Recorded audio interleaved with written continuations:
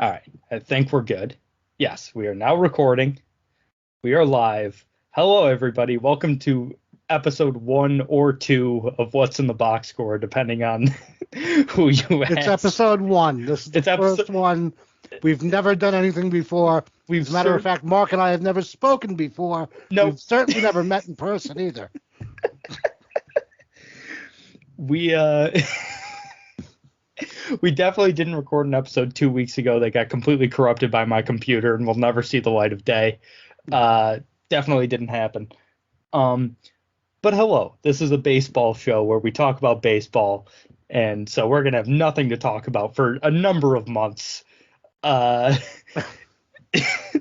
but first, before we get into any of that, since we have to do this entire spiel again, my name's Mark. I like baseball. It's my favorite sport. I do radio in Syracuse. I have go listen to Hot Stove at Hot Stove Pod on Twitter. Subscribe to Hot Stove on YouTube. Rick, give the whole spiel about your background and why you're doing a baseball show. My name's Rick Wiener. I spent about 8 years covering primarily Major League Baseball for Bleacher Report. Most of my professional career has been spent in the sports realm. 4 years in the NBA, a year running basketball camps for NBA players around the country. Baseball's always been a passion of mine, and after you're doing it for almost a decade, day in and day out at a major outlet like Bleacher Report, you kind of stuck. Whether you like baseball or not, you like baseball. And me, I love baseball. I'm Yankee fan going back to the '80s. So, and I'm a Red Sox fan. I've got the Celtics shirt on tonight, but Red Sox, Celtics, Eagles, every team that Rick hates, those are my favorite teams. I don't hate teams. Every rival of Rick's teams are my favorite teams. Yeah, no, I mean, hate's a strong word. I dislike those teams quite a bit, but I wouldn't say I hate them. They don't mean enough to me to hate them. This just occurred to me. You wrote at Bleacher Report for 9 years? 8 years, 9 years, something like that. It just occurred that you were very close. Like, were you part of the BBWAA? No, they actually they would not recognize us as actual journalists until after Bleacher Report laid about 800 of us off. They said we were bloggers, even though I was interviewing athletes and I was, over 2,200 stories I think I wrote on Bleacher Report. Yeah, you're just a blogger. I had the front page story on CNN, the first Bleacher Report story that generated more than 1 million views in a single day. But I'm just a blogger. I wasn't a journalist, so I wasn't eligible to even apply to the BBWA. I am in the IBWAA. Okay. So, which they also don't recognize for whatever reason. They don't recognize as a legitimate organization, which is fine, even though there are actual recognized members of the BBWA AA in that organization as well. But hey, it is what it is. Let's talk baseball. Enough about us. Well, yeah, it's just on my other show I went on a whole rant about the BBWAA the other night. I think they're ridiculous when it comes to voting for awards. Yep. I have lost respect for most of the people over there based on the ballots that I have seen. That's it. I don't know most of these guys personally. Yeah. I happen to think 98% of them are fantastic at their jobs. Yep. But when it comes to voting, I think they're fools. Mm-hmm. That was the thing is we started talking about a ballot I saw where someone voted for Clemens, Sosa, and Manny Ramirez, I think, but didn't vote for Bonds, but they also voted for Jimmy Rollins and Ryan Howard. And I was like, this ballot makes the least sense out of anything I've ever seen. I mean, look, if you want to vote for the cheaters, go ahead, because there's no way to prove that the guys that are already in didn't cheat. So exactly. I get that argument. Yeah. But Ryan Howard and Jimmy Rollins, great players in their day, but they're not Hall of Famers. Even they would tell you that they're Also, not Hall of Famers. why vote for Clemens and Sosa and not vote for Bonds? Was this the same guy that voted for Andy Pettitte as well? Yes, I believe you voted for Andy Pettitte. Okay, yeah, I think I saw the same ballot. Yeah. I forget who it was. It was Yeah. a strange ballot. But again, knowing, the guys that vote, I'm not surprised. We've seen some really weird ballots. There's also the people that submit blank ballots also piss me off. It's if you're going to submit a blank ballot, you shouldn't be given a ballot. I agree. But anyway, we'll get to Baseball Hall of Fame stuff later on down the road because it's like my Super Bowl. As soon as the ballots get sent out to the writers, and then between then and the election announcement, I'm all in. I look at the Hall of Fame ballot tracker every day. It's my favorite time of year, so I'm sure we'll get into that later. I just want to, before we get into all of the, that makes my arm disappear.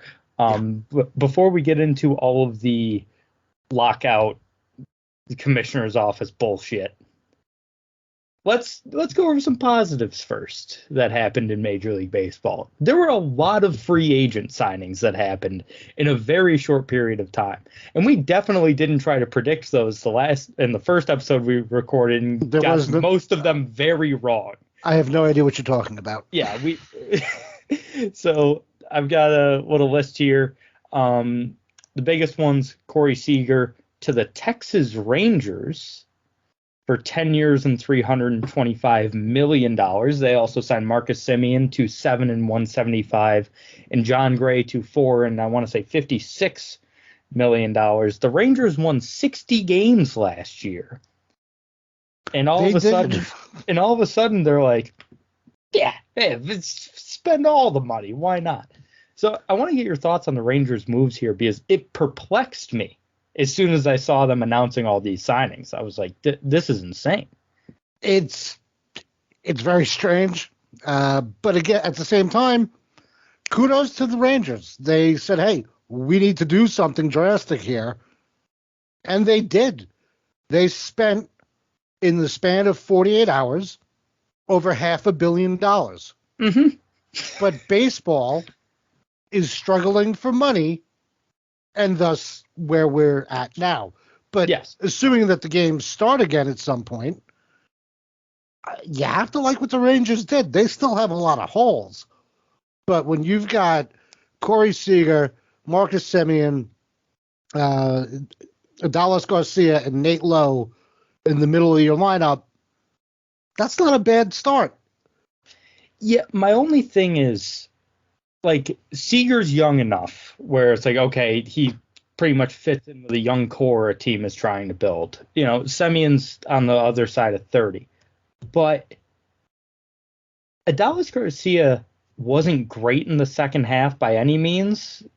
As a matter of fact, he wasn't very good in the second half. He had such a hot start, and then the power completely dropped off the face of the earth after the All-Star break. And Nate Lowe is an interesting piece to me, but I don't know if he is an everyday sort of first baseman type.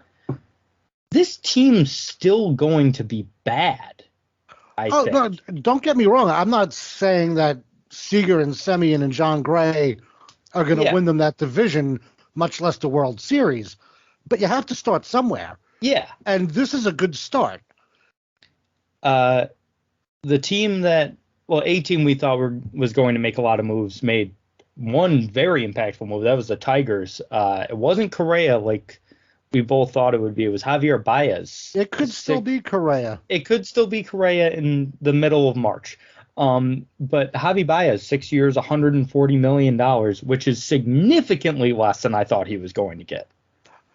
Yeah, I wonder how much the whole, the incident with Baez and Lindor and the fans, I wonder how much money that cost them, if it cost them any money at all. But Baez, love him or hate him, he's a good baseball player. He's very good, yeah. He swings and misses way too much. Mm-hmm. He's way more of an all-or-nothing player than you would like. That said, he's a difference maker. And the fact that he can play all over the infield, basically, it gives the Tigers some options because the Tigers aren't a terrible team. I think No, they're they're not. closer to being a decent team than the Rangers are, which is kind of why we both thought that Correa made a lot of sense for them. And if they can get, I'm not saying that Baez is going to give them Correa type production, but if they can get something close, 75% of what Correa would give them at this much of a discount, I mean, that's a win-win for the Tigers. Take it every day of the week. And like you said, he can play second, short, or third, and at any one of them, he's going to be the best defender on your infield. Plain and simple. For sure. And I just had to look it up. The last time the Rangers were over 500 was 2015. Yeah. I think that was the Prince Fielder year, too, where he just went off. One comeback player of the year. I love Prince Fielder. I wish he could have stayed healthy. Yeah, Prince. Yeah, Prince Fielder was great. And the fact that he was a vegan shocked everyone. The first time I heard that, I almost threw up. I was so surprised. I was another team that's close to, well, they were in contention this past year, but I expected, I should say, quite a bit of regression, but now they're making moves like they really want to compete again as the Seattle Mariners. They signed Cy Young winner Robbie Ray, and they traded for Adam Frazier from the Padres, who was terrible in San Diego, but I think is a really good hitter and can be a difference maker. Do you think this team's going to be more in line with where they were last year, like around the 90 wins, or do you still expect some regression from the Mariners given their run differential from last year? No, with the Mariners, I think it really comes down to how healthy their young guys stay, because Kyle Lewis is a difference maker when he's healthy. He had, 3/4 of a season, and then basically hasn't played in a year. Yeah, I think he was healthy for a couple of weeks last season before he got hurt. Yeah. But, I mean, he's a big talent. Mitch Haniger, we know, is a legitimate all-star. You have Kelenic, who the Mets fans never want to hear his name. No. But, everyone, I haven't seen it yet from Kelenic, but everyone else raves about his tools. So, I mean, you've got something to build on there. I like what the Mariners are doing. That division, I mean, Oakland is just completely gutting their team. Yeah. So I can see the Mariners making moves and kind of moving up. I don't know that they're going to overtake the Astros, but getting close. That Ray deal really surprised me because the Mariners, outside of the Robinson Cano deal, don't spend money. Well, yes and no, but at this, I wonder, and I have to double check because I don't want to misspeak here, but I wonder if they didn't look at Ray as all right, you say Kikuchi, their best starting pitcher, is a free agent. So did they say, do we want to re-sign him, or do we want to go a little bit higher, get a better pitcher, and let Kikuchi go wherever he wants? And if, opening day rolls around and he's still looking for a team, then maybe we can bring him back on a discount. Yeah. But you look at that rotation, Robbie Ray, we know what he is. Marco Gonzalez turned things around in the second half of the season. He finally figured out how to keep the ball on the ground again. He's just solid as a rock, that guy. When he's on, it's just all right, 3.5 ERA and 13 wins, and it's okay, take it. No, he's not going to strike out 20 guys in a game. He's not going to have 250 strikeouts in a season, but he's got a 55% ground ball rate for his career. That's insane. So, you got those two. And look, I don't know what to make of Chris Flexen. I know he made some adjustments last year and he was pretty good. Yeah, I don't know either. I saw too much of him in New York to think that he can keep that going. Yeah. But they have some nice young arms. They got Logan Gilbert. They have Justin Dunn. If Sheffield could ever figure out what he is, there's another arm. I don't think he will either. I'm out on that guy. I mean, I think he's a middle reliever at this point, maybe a setup guy. Yeah. At best. I don't see him being a frontline starter like everyone thought. But the Mariners have some pieces, and they make another move or two. You never know. They've got the number 1 or 2 prospect in baseball, depending on who you ask, in Julio Rodriguez. They've got some great arms coming up as well. Like, this is a team that's going to be around for a while. Like, even not just like Logan Gilbert's, but they've still got guys in the minors that are real top prospects. So they're going to be interesting to watch the next few years. So, speaking of, you mentioned Jared Kelenic and how Mets fans don't want to hear his name. I think Mets fans are a little more happy with talking about their team right now. I would hope so. They got Max Scherzer for 3 years, $130 million. They got Starling Marte for 4 years since, what was it, 78, I think? Something like that, 77, 78. I'm going to pull it up. Mark Canha, who I think is a really solid piece. I'm a big fan of Mark Canha. And the other one that is escaping me right now, holy shit, who was it? Eduardo Escobar. Yeah. So, I mean, Eduardo Escobar is not going to be what Javi Baez was with the Mets, which people don't realize. Javi Baez was great with the Mets down the stretch. He got off to a slow start, but he really performed well in a Mets uniform. He's not going to be that, but he's a really solid utility infielder that they can get a lot out of. I think Marte is tremendous. I'm a big fan of Mark Canha. And then you have one of the best 1-2 punches in the history of baseball with DeGrom and Scherzer.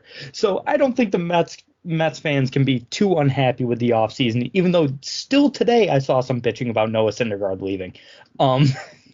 I mean, can we get over Noah Syndergaard, please? Mets fans, for the love of God, leave the guy alone. Yeah. He doesn't owe you anything. Well, we stuck with him for so long. You didn't have to, and you didn't stick with him. The team stuck with him. You didn't do a thing except trash this guy on WFAN and every radio station that you call into, screaming, "Hey, this guy's terrible. He's never healthy. He's got a bad attitude. Blah, blah, blah." Like, how about you celebrate the fact you just signed everybody that Mark just ran down? Like, those four would start on 90% of the teams. I mean, Scherzer starts on every team. Yeah. The other guys, they start on 90% of the teams in baseball. And you just got all four of them. Yeah.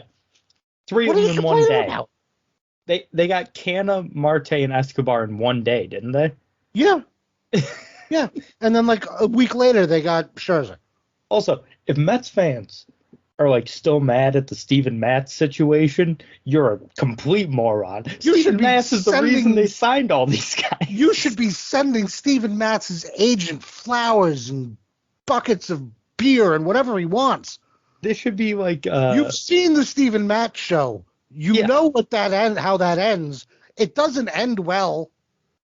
I mean, you should be so happy that this happened, and you should be scratching your head going, gee, maybe Uncle Steve's just a little off in his evaluation of players.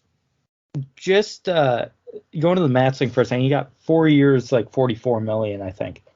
I thought he would get more than that. He had a really solid year this past year for Toronto. Yeah, I don't think that teams believe it. I don't think they believe that that's real. I think it was more he was on a great team and he got lucky. We've seen what Steven Matz is. He's not the guy that everyone wants him to be. Yeah. I mean, I like the guy. He's a local kid. He's from Long Island. Yeah. He's New York born and bred. I'm rooting for him as a Long Islander, but truth is, I mean, he's a back of the rotation arm. If you can get 150 innings out of him, you're saying, hey, that was great. I'll take that every year. I mean, just give us a chance to win. That's all he has to do. Mets fans, you bring him back, you say, all right, well, look at the year he had in Toronto. Now all of a sudden he's figured it out, and he's going to be that top frontline starter that we thought we drafted. That's not him. He's not that guy. No, I don't think he's going to be a front of the rotation starter. I really liked what I saw. The velocity looked good. His command looked a lot better this year in terms of, like, he still walked a couple too many guys, I think, but in terms of, like, command in the zone, he was locating his fastball better. I liked what I saw, and I think that could end up being a really good deal for the Cardinals. Oh, absolutely. The stuff has always been there. But just if this guy can turn into a good number 2 starter, which is what I think he can be the next 4 years moving forward, I think this has a chance to be a steal for the Cardinals. I agree. It definitely could be. I mean, you're getting him at a discount for sure. Mm-hmm. And it sure sounds, I mean, if you believe what the agent said, sure sounds like he really had no interest in coming back to New York. No, because they treated him like shit. Well, that and the fact that he knew, I think Matt's had to know in the back of his mind, if I go back there, the expectations are going to be so out of control. No Mhm. matter what I do, it's not going to be enough for these people.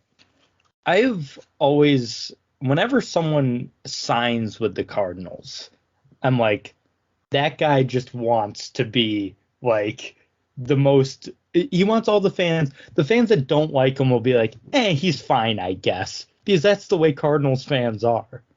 Yeah. Like, they're just like, we're just happy to have him on the team. And so that's the first thing I think of whenever anyone signs with St. Louis. They're like, they want the most mediocre expectations ever, and then if they pass them, they'll love you forever. But if you don't meet them, it's okay. We're glad to have you in St. Louis. I love Cardinals fans. So do I. I mean, I did a lot of radio in Missouri for years. Even this year, I did a few spots there, and those fans are fantastic. They know their shit too. Oh yeah, it's a great town too. I was able to be out there for a week couple of years ago. Oh, very And nice. I did a tour of the stadium. It was for like this broadcasting thing at my college. And so we did a tour of Busch Stadium, and we went into like the press box and the broadcasting booth. And so we're in the booth, and there's just pictures of Jack Buck everywhere. And I was like, I'm in heaven. This is the coolest thing I've ever seen. That's very cool. But yeah, it's a great city, great fans. I was hoping I was there during the Nationals Astros World Series, and I was really rooting for the Cardinals to make the World Series because I was like, if I can be in St. Louis during the World Series that the Cardinals forget are it. in, it would have been the best week of my life. Those are pretty much the moves I want to detail. The Red Sox got Jackie Bradley Jr. last night, which makes me very happy just because I love that guy. I initially said because the first tweet from Jeff Passan was the Red Sox have traded Hunter Renfroe to Milwaukee. And I said to some friends of mine, if this doesn't involve a relief pitcher, I'm going to punch a hole in the wall.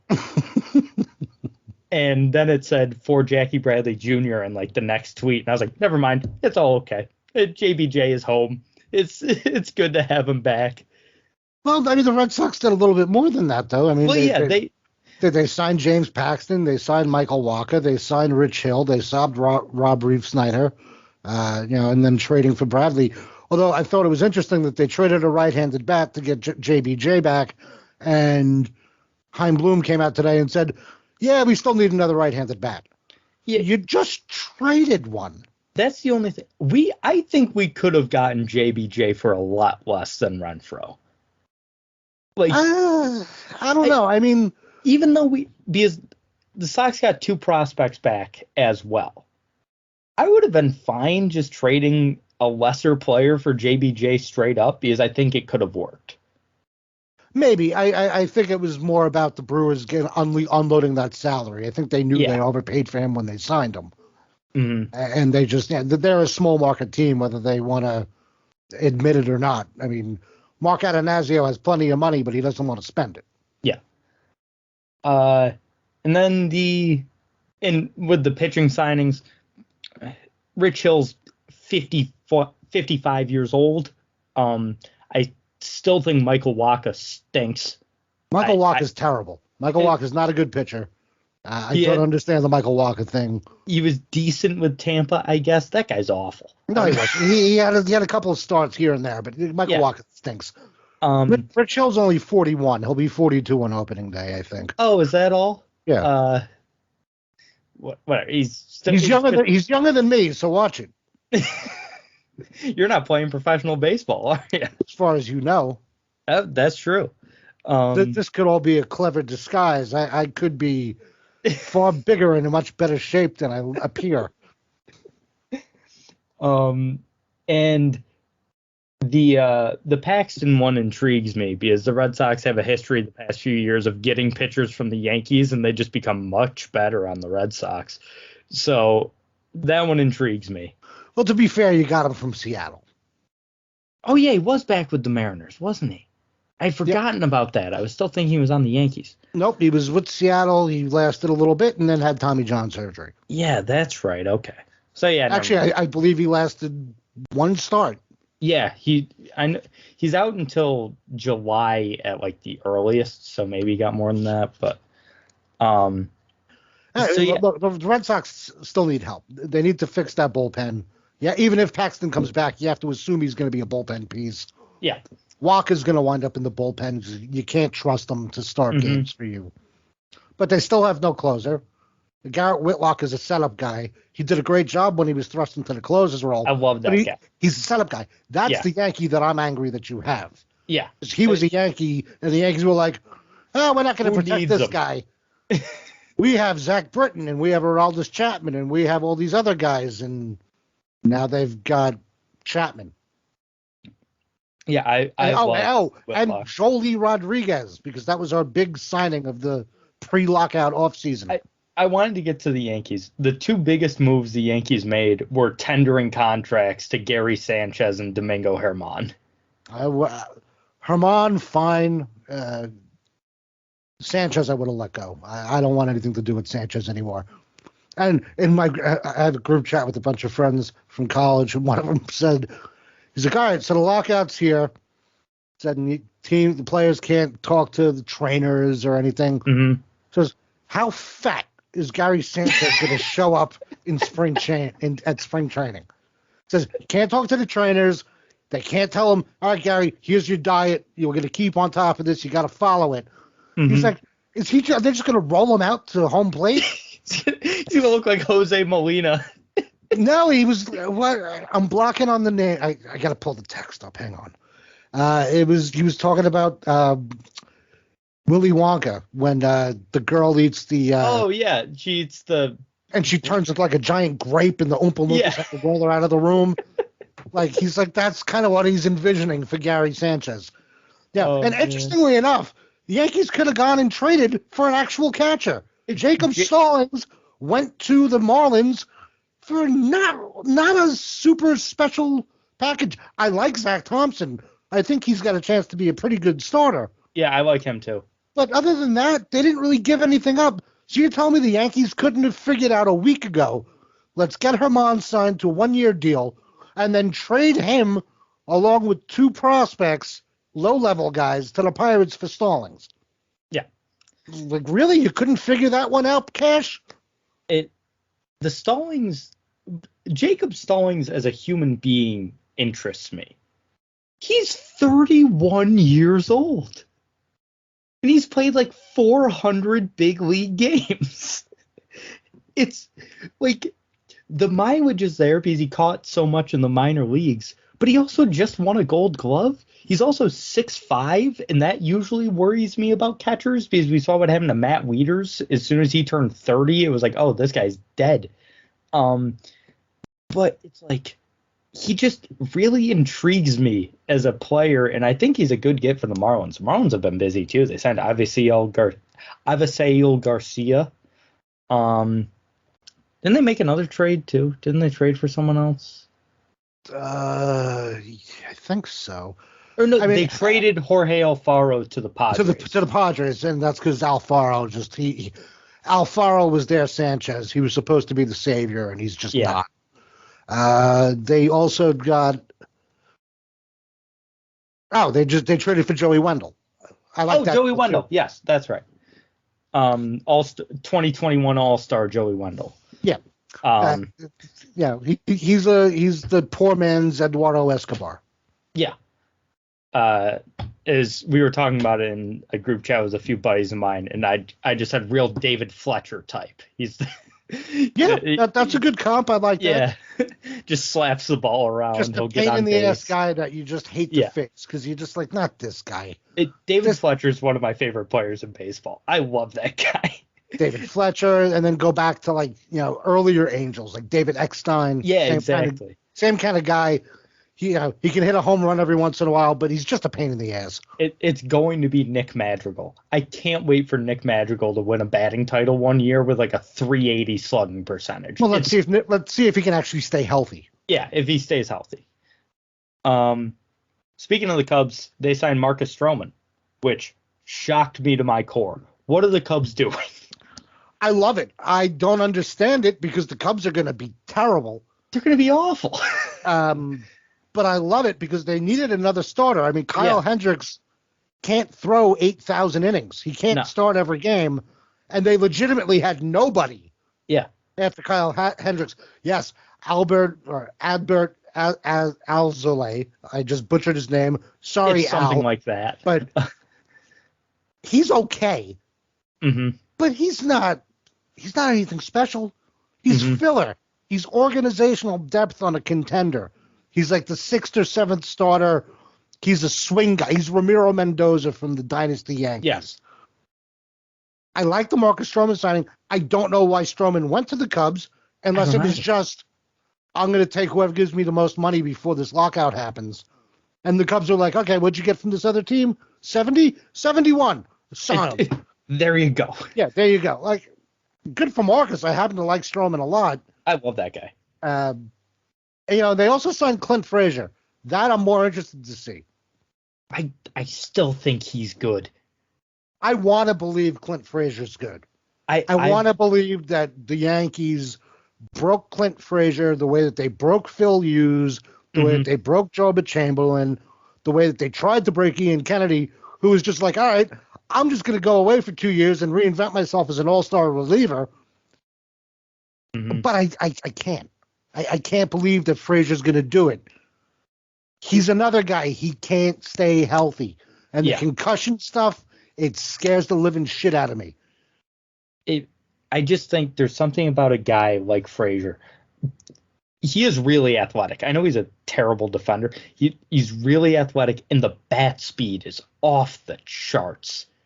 Oh, the bat speed's out of control. Like, just watching him swing the bat, I'm like, that's the fastest swing I've ever seen. Like, I saw him quite a bit in the minors when he was coming up between Scranton and Columbus, because we've got a team here in Syracuse, and I go to a lot of games. Right. And I just so happened to see him a lot in the minor leagues, and I was like, this guy's incredible. Every time I saw him, I was like, this guy's going to be an MVP candidate in the major leagues. By the way, I have to say that was one of the funniest things I've ever seen. You're like, we have a minor league team in here in Syracuse, and you point backwards like the backdrop behind you has anything to do with Syracuse. It's Cooperstown. That's not Syracuse, Mark. I am recording this live from the Baseball Hall of Fame. That's wrong. He's the only one who's working in baseball right now. Yeah. That makes me so happy. That it's just like, this isn't affected at all. We're still gonna have the vote. I feel like there was one deal that I didn't mention. Let's see. Rafael Iglesias stayed in Los Angeles, and that made me very mad.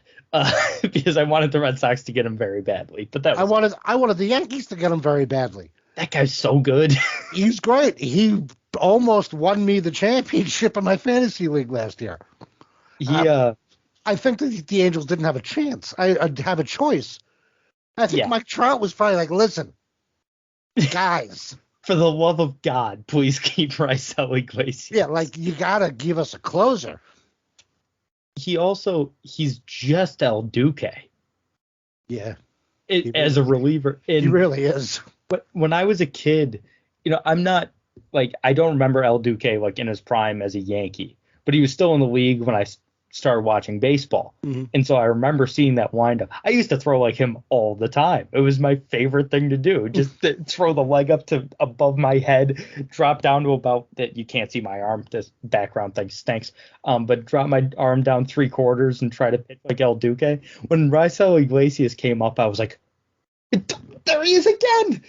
It's Rolando Hernandez. Well, I bet you Iglesias did the same thing you did when he saw, El Duque pitching. He was like, I'm good. That's cool. I'm going to try and throw like that. And he's like, wow, this actually works. This feels pretty good. But he's got that ridiculous sinker, a great slider. I really wanted the Red Sox to get him, but I guess, Mike Trout should just be the GM of the Angels. At this point, why not? I think that would work better. It's like LeBron, how he coaches every single team he's on. It should be like that, except with Trout and the Angels. But My mom said if I have nothing nice to say about someone, I shouldn't say anything at all. So I will say nothing about LeBron. Well, I feel like you're not going to keep that mentality in about 30 seconds because we are now going to talk about the MLB lockout. I think it's great. I think it's fantastic. So we are now about 20 hours into this lockout. I already want it to end. I already think it's gone on too long. There's some weird shit happening, man. You know, I was not alive for the 94-95 work stoppage. I know that was a player strike, so it was a little different. So I have zero recollection of anything like this happening. Going on MLB.com and seeing they deleted every single story about active players and they took all the profile pictures away and stuff, it's so weird. It's ridiculous. And I think it's great that the players are just like, oh, okay, you're going to take our pictures away? Fine. And like every player now just on has Twitter, a black silhouette as their profile picture on all their all their social media. I think it's great. It's awesome. The player reaction has been fascinating because you've seen a couple players like legitimately comment on it. Jameson Taillon has one of the most interesting perspectives, and he talked about it on Twitter. He was like, I'm in physical therapy right now, and I have zero access to any of the people that I go to for physical therapy, so I have to do this on my own now. Oh, yeah. That's crazy. Oh, yeah. What did he say? He's like, well, I got this boot on my foot. I don't think I need it anymore. So, okay, bye. Yeah. Now he's just going to rip this thing off his foot. And he's like, I have no idea if I'm supposed to, but. I feel so bad for these guys that are rehabbing from injuries that now it's just like, I guess I'll go to a doctor on my own who might not know anything about this type of injury. Yeah, well, because they can't call the team doctor and be like, hey, can you send a file over so that other doctor can say, okay, so this is what it was. This is where we're at. Like, there is no frame of reference. Mm-hmm. The bigger issue to me, and this one, I mean, the fact that, like, I'm hoping that nothing bad happens to this, but players aren't even allowed to talk to the team therapists. Yeah. They're cut off from mental health stuff. Mm-hmm. That's a bigger issue to me than the physical part. Yeah. I'm concerned for some of these guys. Yeah, I am too. I mean, we've seen what negative mental health can do to a baseball player. The most famous example in recent memory, of course, is Rick Ankiel. I mean, he lost it. Like, a lot of people don't remember the fact, like, they remember Rick Ankiel. Oh yeah, center fielder, rocket arm, could hit bombs.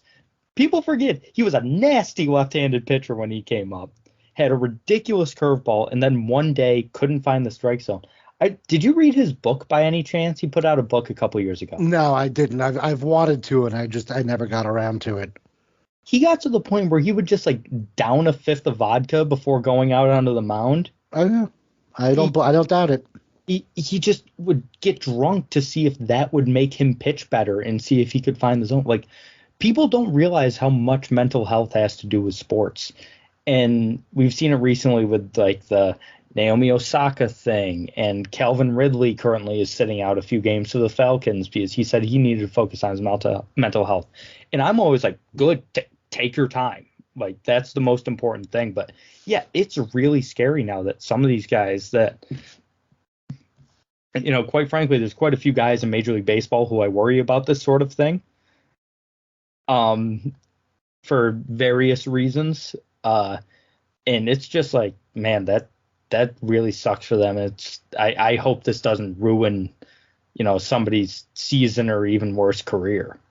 Yeah, I mean, and it's not so much that I'm saying like that I'm worried that somebody's going to do something super drastic.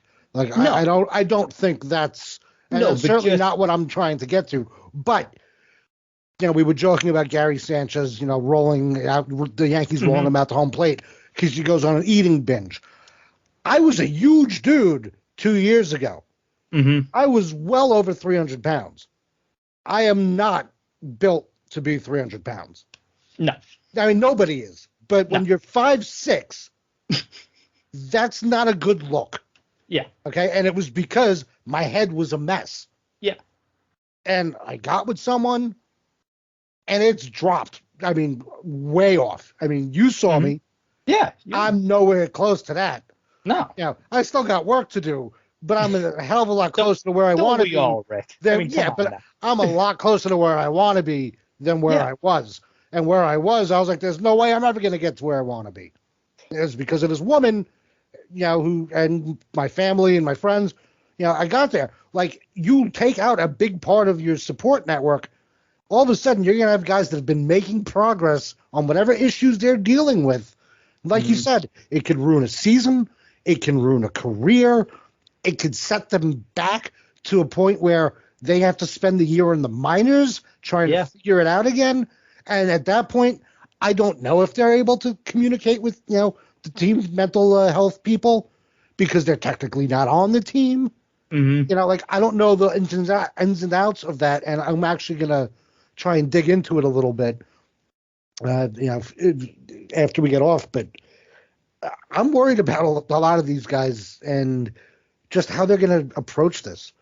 And at the end of the day, we're talking about billionaires and millionaires arguing over how they're going to split all their money. I was going to bring up that tweet because I thought that was a brilliant tweet by you. I quoted it on the Manchild show today as well. I was like, Rick had a tweet that, like, it sums it up perfectly. And it was that tweet. But it's the same in every sport. Whenever there's a labor thing, that's what it is. Billionaires and millionaires arguing about how are we going to divvy up all this money. Like, really? When it costs fans, if my sister wanted to take her two boys and her husband to a Yankee game, between decent seats, parking, tolls to get to the stadium, I mean, you can't take public transit there because it's an absolute shit show on the subway, and you're not taking a 5-year-old and a 3-year-old on the New York City subway. Sorry, not happening. You're talking at least $600. Yeah, if not $1,000. By the time they're gonna want food, and you have to go to the gift shop and get stuff. And these bastards are gonna say, well, we don't have it. We're all losing money. The Rangers, we just talked about it. The Rangers spent $500 million in 2 days.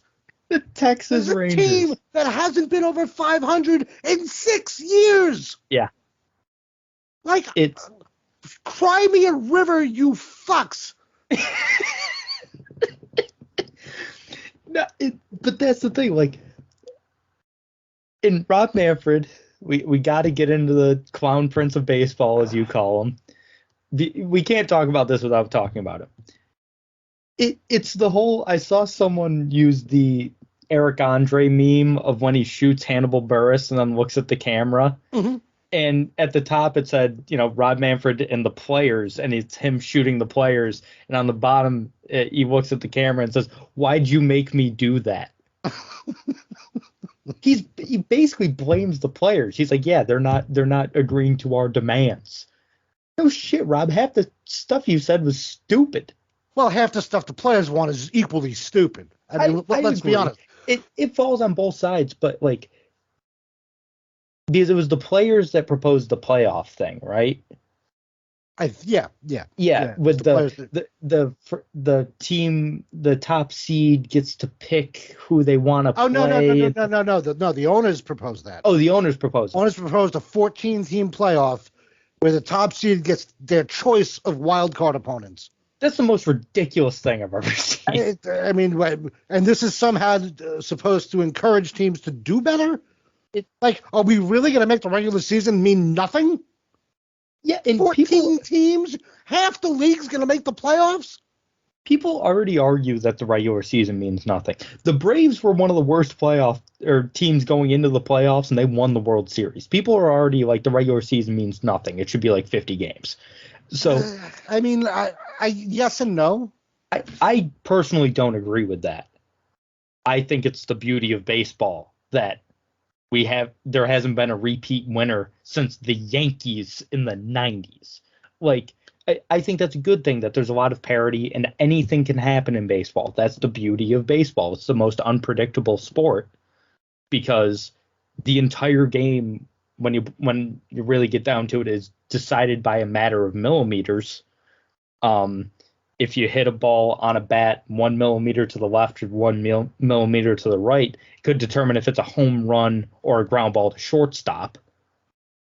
Like, so I like that it's the most unpredictable sport, and that a team like the Braves, after winning 88 games or whatever, can go on to win the World Series. I really like that, but there are people out there that are like, this is stupid. They shouldn't have been in the playoffs in the first place.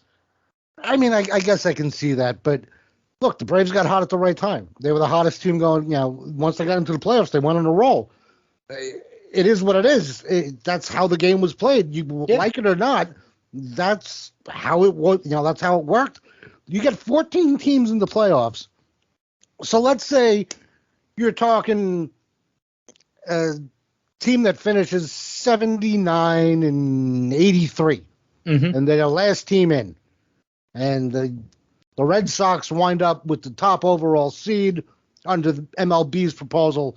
They say, we want to play that team. And that team beats the Red Sox brains in and go on a run and win the whole thing. Then what? Then what are we arguing about? Yeah. Because you said it didn't matter and we have to expand the playoffs. So we did that. And the worst team in the playoffs won. So now what? We're just going to go back to where we were before this stupid idea came up? Which, the only thing I like in that idea is I did really like the 3-game wildcard series. I'm all for that. I think the 1-game wildcard is just silly. I don't think it's silly. I personally sort of like it, but I liked the 3-game series better. Just because baseball in the regular season is built around 3-game series. You have the 4-game series every once in a while, or just like the Mets and Yankees will play 2 or something like that. But, baseball is built around a 3-game series, and I think it's more right to have it be that way in the wild card round and then go to 5 and 7. Right. And I can see the argument against that, where people will say, well, teams, the wild card teams had to roll their top 3 pitchers in that 3-game series. So now they're automatically starting the next round at a disadvantage because they can't use those guys because they're still on rest, because there's not going to be enough time in between the series, for them to get back on a regular schedule. So, I can see that side of the argument, but for sure, I don't know. I say, and I never thought I would be for this, but I am if you do a 3-game wildcard series.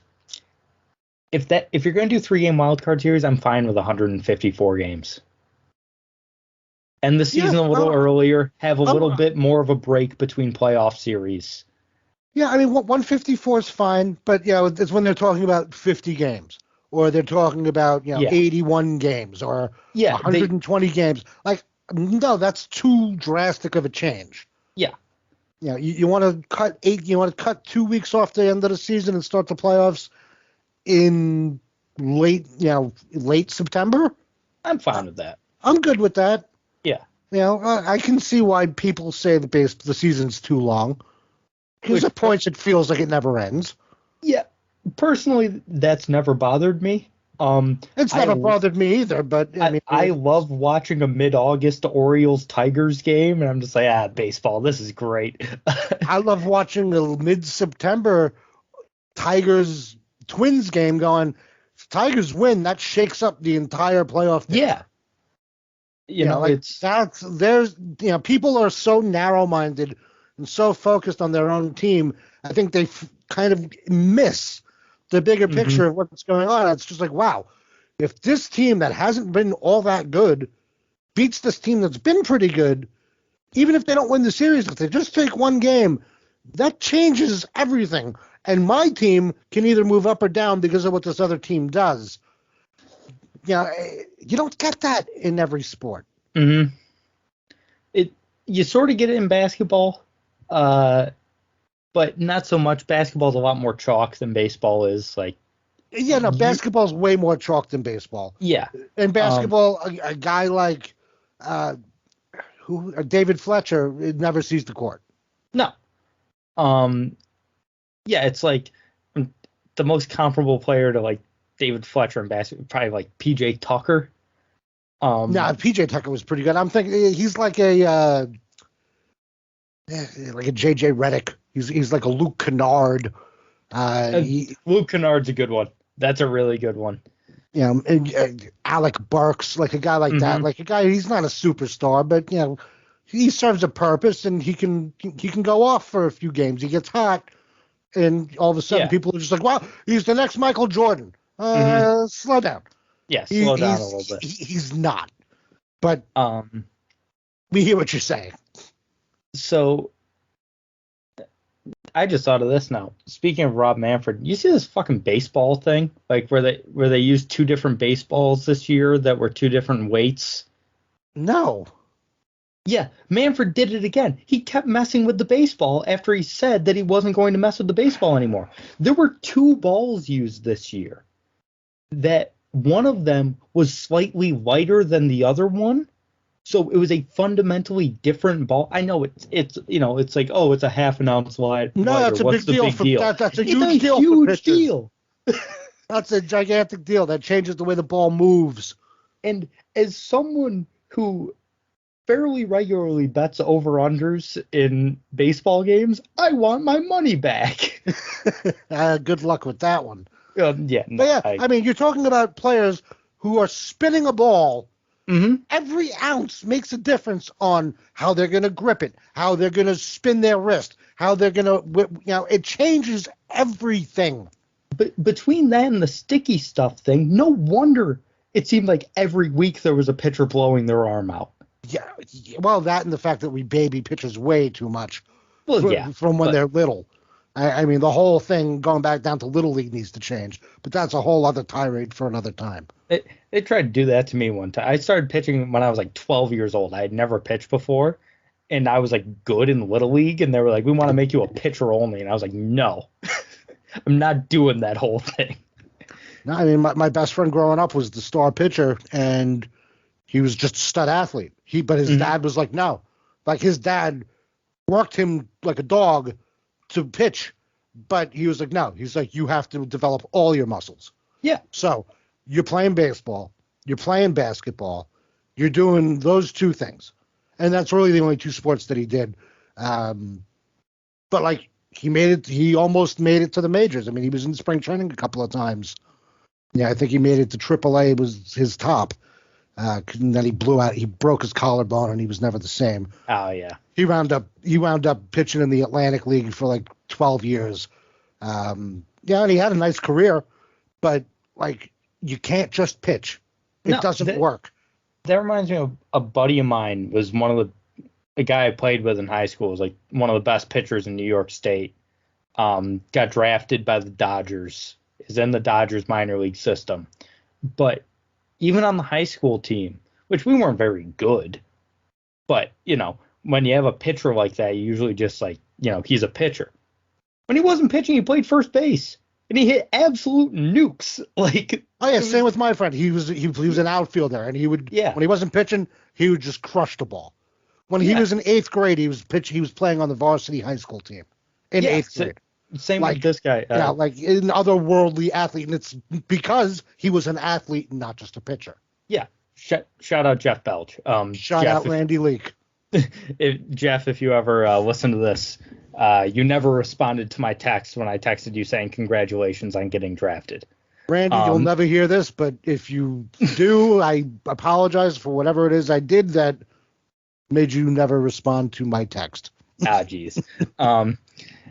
But it was probably something I wrote at Bleacher Report, no doubt. Trashing one of his favorite players. Look, I'm still bitter because he ripped me off and he stole my Cal Ripken rookie card when we were in like 5th grade in a trade. Man. He didn't steal it. I mean, he traded me for it, but how was I supposed to know that Greg Jeffries and Kevin Seitzer were going to suck? I've got like 15,000 baseball cards in my house, and a lot of them are just junk wax, like the mid to late 80s, early 90s, like tops and stuff like that. I've got some just like abysmal rookie cards and stuff that are worth like 3 cents. Oh, I started going through some of my cards, I don't know, a couple months ago. And I opened up one of my binders and I'm just like, what is this? It was an entire page. I mean, 9 cards. Mm-hmm. Danny Tartable rookies. And I'm just going, are you serious? Like, really? Like, I have a whole fucking page of Danny Tartable? Like, I couldn't have found a better player to put on that page? I remember one time I opened a pack. It was like draft pick cards. You know, it was, these guys just got drafted and it's their first cards. It was from like the 90s. And the best card I had in there was a Josh Booty, who's most well known for playing the LSU quarterback. Yeah. Most well known for being the LSU quarterback, and it was the best card I got out of the pack. Yeah, I think the best one of those I had was Billy Bean and Josh Jackson. Mm-hmm. I don't know who Jackson is, but I know Billy Bean who's a terrible baseball player, but a hell of an executive. Yeah, I've got some Billy Bean cards. I think they made a movie about him. Yeah, it sounds familiar.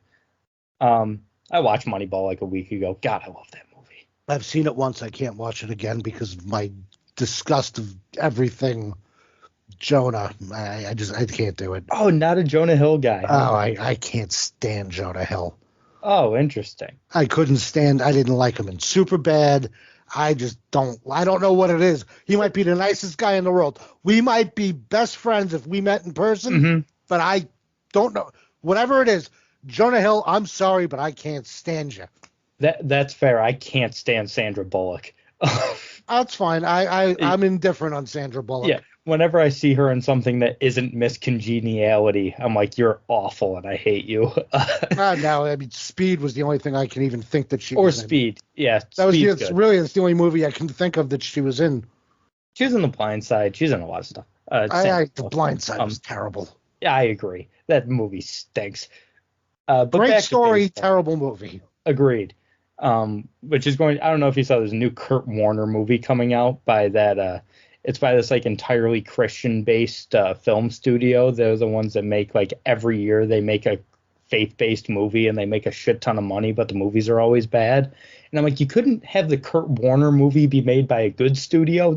You couldn't script a sports story better than what Kurt Warner did. I'll watch it because I like Kurt Warner. And I mean, the story's great. He went from bagging groceries to winning Super Bowl MVPs. So yeah, I'll watch the movie too, but it's like I have a feeling it's going to be bad.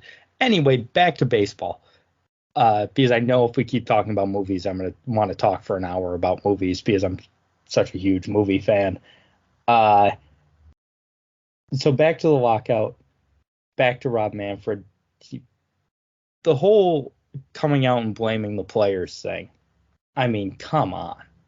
It's just like, I know that you want to say like, oh, it isn't our fault. Say we couldn't come to an agreement, not the players couldn't agree with what we said. Like, I know Tony Clark, who's the head of the MLBPA, and I think does a very good job for the most part, said like a similar thing in a statement, but that's just because Manfred said it first.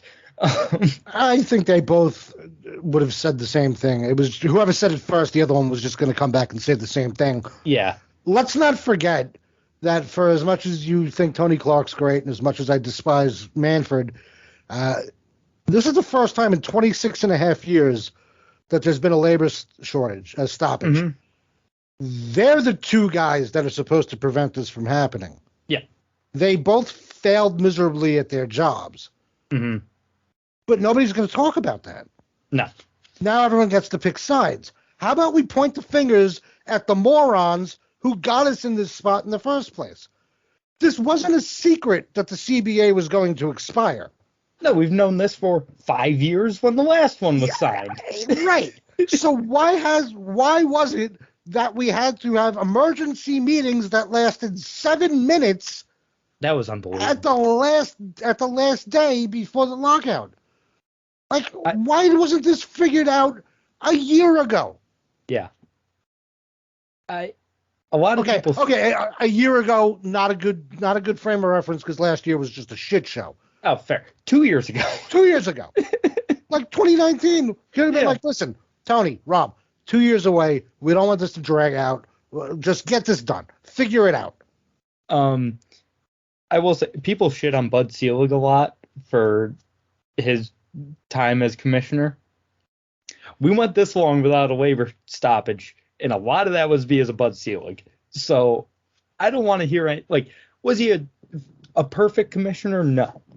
I'm also firmly of the belief that he sort of slid the steroid thing under the rug on purpose in order to save baseball, because baseball would have died if it wasn't for the steroid era. If it wasn't for 1998, I think we wouldn't be talking about Major League Baseball right now. No, probably not. So I think he did that on purpose, and I think he did the right thing. I agree with that. Yeah, a lot of people throw the steroid thing at him, and they're like, "You allowed one of the biggest scandals in the history of sports." Everyone knew it wasn't a scandal. Every owner knew what was going on. Exactly. None of them can sit there with a straight face and be like, "I had no clue that Perez was shooting up in my locker room." Bullshit. Yeah. Everybody knew. And so, but people love to throw that at him and be like, "This is why Selig was a shit commissioner." Actually, it's why he was a great commissioner, because he saved the sport by doing that. I will take one shot at Bud Selig, and it's the same shot I will throw at David Stern, the former NBA, the late great NBA commissioner. Mm-hmm. Bud Selig gave us the Clown Prince. David Stern gave us the other dumbass running pro sports, Adam Silver. They were both assistants to these two. You don't like Silver? I can't stand Adam Silver. I think Adam Silver is everything that's wrong with sports. Interesting. I don't think Adam Silver has a clue what it means to have a backbone. I don't think he has a clue what it means to be. I remember that scene in Billy Madison where they're doing the academic decathlon. Yeah. They say, "Eric, talk about business ethics." And he's like, "Ethic? And he goes postal and pulls out a gun." Yeah. I would imagine the same thing would happen if you asked Adam Silver about business ethics. That he would just go, "Ethic? I can't take it anymore." And then we need Steve Buscemi to come in and, shoot him in the ass. But I have no use. I think Adam Silver's I think he's awful. And I think Rob Manfred's just as bad. Actually, I think Silver's worse than Manfred. Wow. See, I hate Rob Manfred. Can't stand the guy. I've never met anyone that didn't like Adam Silver, myself included. I think he is a really good commissioner. I really dislike Rob Manfred. I'm closer to hating Adam Silver than I am Manfred. Wow. That's interesting. But yeah, it's just. But yeah, no, Manfred's not good. And again, going back to what we were talking about, because we're about to go on another whole rant. He was Bud Selig's right-hand man. Yeah. He was his guy. Selig was grooming him to take over for him. And he picked the wrong guy. I'm sorry, you did. Bud, you screwed up. It should have been Torrey, right? Torrey would have made the most sense, but I don't know if Torrey wanted it. But just looking at the options he had, I really feel like Torrey was the right choice. I mean, talk about a guy that understands the ins and outs of the Players Association. Yeah, talk about a guy that's universally respected. Yeah, everyone loves Joe Torre. Everyone would listen to Joe Torre. He knows the game. He's not just a businessman. And listen, Rob Manfred's from 40 minutes from my house. There's this weird local connection to Rob Manfred. I've met Rob Manfred. He did a play ball event 5 minutes from my house, and my baseball team, when I was in high school, was asked to work the event. Oh, wow. I've met Rob Manfred. Even then, I was like, this guy's a jerk. Just when he came up and shook our hands, and started talking to us, because there's this whole initiative he started called RBI, Reviving Baseball in the Inner Cities, which I played RBI for a number of years. And he asked the team who here plays RBI, and a few of us raised our hands because we lived in the city, and but only 4 of us raised our hands, and he was like, "Oh, I'm disappointed more of you don't play." What? And I'm like, you're talking to high school kids. Yeah, you're talking to high school kids. And the ones that do play, how about you say, "Hey, I'm glad you guys are involved." Yeah. Talk to your teammates. Talk it up. Get more. Let's see if you can get more of you guys to come down. Yeah, exactly.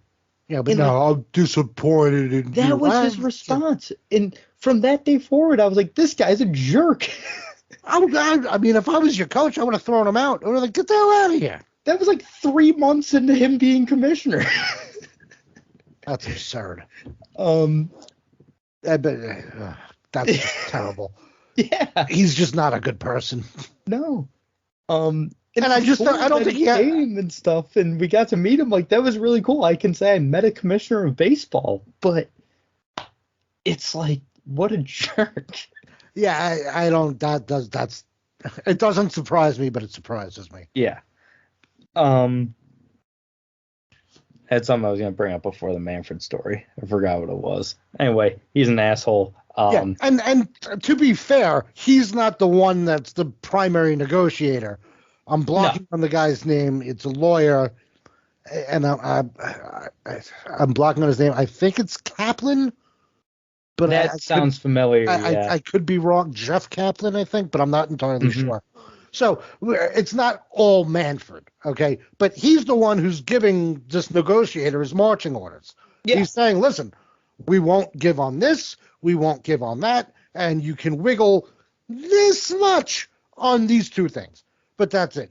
And the players' union apparently is like, we're not wiggling on anything. It's either what we want or we don't play. You know, and I think the players need to keep something in mind. There's a whole group of guys that they don't represent in the minor leagues who'd be very happy to take their spots. I did want to bring that up.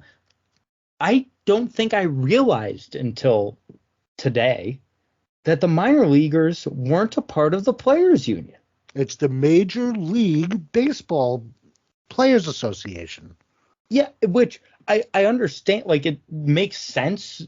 Like, now that I think about it, it never really occurred to me, since any of these guys could be major leaguers at any point. Like, it just seemed like they would be included. And when I saw, like, the major league portion of the winter meetings was canceled, but the minor league portion wasn't, I was like, that's interesting. And then it occurred to me. It's like, oh, they're not part of the union, which makes so much sense as to why they don't get shit. Yeah, and it's why it's something I didn't realize either until years ago when I was with Bleacher Report and I was doing a story on the whole Chris Bryant service time manipulation thing. And I was like, well, shit, the players union has to be up in arms about this. And I was looking for stuff about it, and I found the quote from years earlier from a former players union head, Gene Orza, and somebody had asked him, you know, it wasn't about service time specifically, but it was about minor leaguers. Yeah. And he said, well, he says, you know, we're aware of the situation, but you know, they're not members of the association, so there's not much we can do for them. We don't represent them. And I was like, oh, well, no wonder the Cubs can do whatever they want with Chris Bryant, because they literally, aside from his agent, face no repercussions. Okay, the fans will be angry and yell and scream. We're not going to show up to Wrigley Field. Bullshit. Yeah, of course. Yeah, of course you're going to show up to Wrigley Field. Yeah, so it makes no sense that they don't represent those guys, because we know how poorly that they're treated.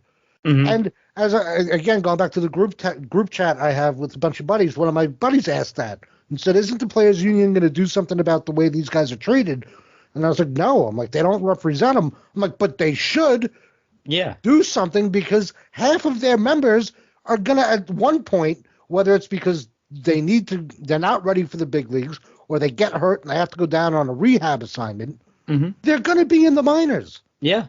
Like, you would think you want your guys that are down there, whether it's for a week, 2 weeks, a month, a season, like, you want them taken care of. Yeah. You know, but it's not, they don't care. That did, like, amazing. And luckily there are a lot of strides happening for minor league players and what they get from the teams. Like, teams are going to start providing housing, and they're trying to get a pay raise. Excuse me. And that's all great, and I'm so glad that's all happening. But it just seems like it would have happened a hell of a lot quicker if the Players Association actually represented them. Oh, absolutely. And I can confirm that is happening, because a friend of mine owns a couple of properties in Jersey, and he was contacted by somebody. I don't know if it was Major League Baseball or who, but they said, would you be interested in using some of your facilities, to house these players? And he was like, yeah, I'm open to it, but who's paying? Mm-hmm. He was like, I'm not doing this for who's paying it. As far as I know, he never got a specific answer, whether the teams are paying for it, whether the minor league teams are paying, major league teams are paying, minor league teams are paying, or it's a combination of both. I don't know if he ever got an actual answer, but that is happening. Yeah, from what I've read, it's the major league teams that are going to be providing it, which, as they should. Minor league teams make zero money, so I'm glad that's happening. But it was sort of jarring when I realized today that, oh shit, yeah, they're not represented. Nope. I guess I wanted to ask, are we in agreement? I think this is going to end around mid-February, would be my guess. Yeah, that sounds about right. I would love to say it'll be done by Christmas, but it's not. No, realistically it won't be. There's like now it's like there's so much legal stuff that has to happen. It's not just like signing a new CBA. It's like there's going to be negotiations for months, and talk about not the right time to start a baseball podcast. Yeah, seriously, our timing sucks. Yeah, it's awful, but we'll come up with something. We'll have something to talk about. It'll be something. Yeah. Like I said, Baseball Hall of Fame comes up in January, so we can, do episodes on that. There's plenty of stuff to talk about. We can break down teams and figure out who needs who, guys that are left and stuff like that. We can come up with trade. We'll come up with stuff, people. Don't worry. Don't worry. We'll have the two of us babbling for an hour every week at some point. It may veer into movies. It may veer into something else, but we'll always come back to baseball. That's why with my other podcast, every once in a while we'll do what we call an after dark episode.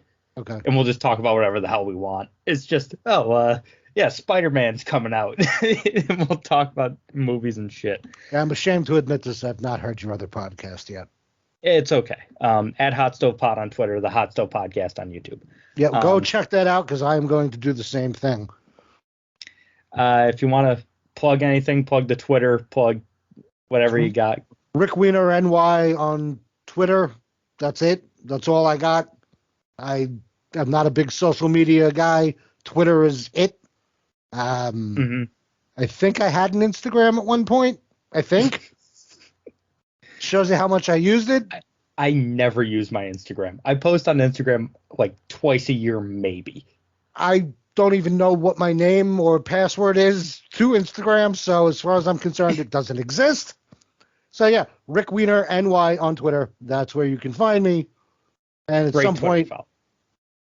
some point, I'm sure we will have a podcast Twitter up. Yes, I'm going to do that tonight, probably. We have not done anything with it yet. Yeah.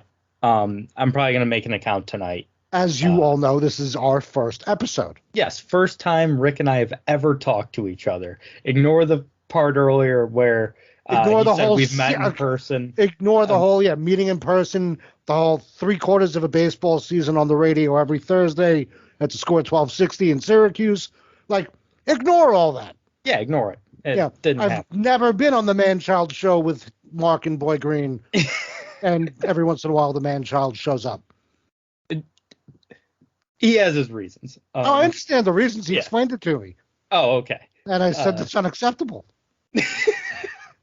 Said I'm coming on the Man-Child show, and I expect the Man-Child. Yeah. We can get into that, said, not on a recording. No, and then he just said, "Let me get you a beer." So that was the end of that conversation. But yeah, so for me, like I said, the podcast, I'm at marker_box on Twitter. You can follow me there. I don't give a shit if you find me on Facebook or Instagram, whatever. I don't use them. This will be on YouTube, and I believe on like Spotify and Apple and stuff as well. So I'm posting this everywhere. Sounds good to me. Yeah. Do I have anything else to plug? I don't think no, I was about to plug the website I had for my movie podcast, but I no longer have the domain to that website, so I can't plug that anymore. Steve Worcester's podcast on YouTube. That's my movie podcast. Listen to Mark on the radio. That's it. And yes, of course, manchild__ show on Twitter. You hear me on there it's not going to be every Tuesday and Thursday for much longer, but I'm on there quite a bit. So you can hear me on there as well. 10 to 12, the Score 1260 app, website, and 1260 AM here in Syracuse. Rick, thanks for joining me. Mark, always a pleasure. We'll be back next week. You can expect these episodes every Friday.